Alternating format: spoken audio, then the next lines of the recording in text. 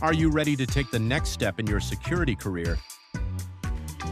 The Batons and Handcuffs skill set is designed for licensed security officers who need the skills and confidence to safely carry and use defensive equipment on the job.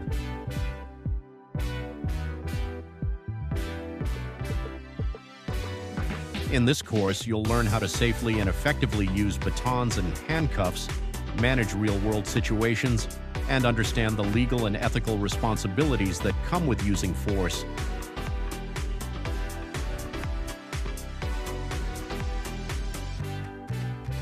Delivered face-to-face over just one day, this hands-on training ensures you gain practical, job-ready skills from instructors with real industry experience.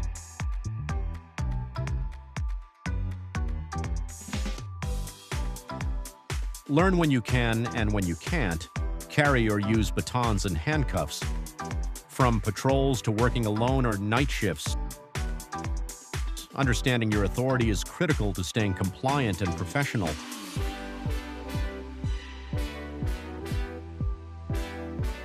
Plus, this skill set can contribute credit toward further qualifications like Certificate 3 in Security Operations and Close Protection.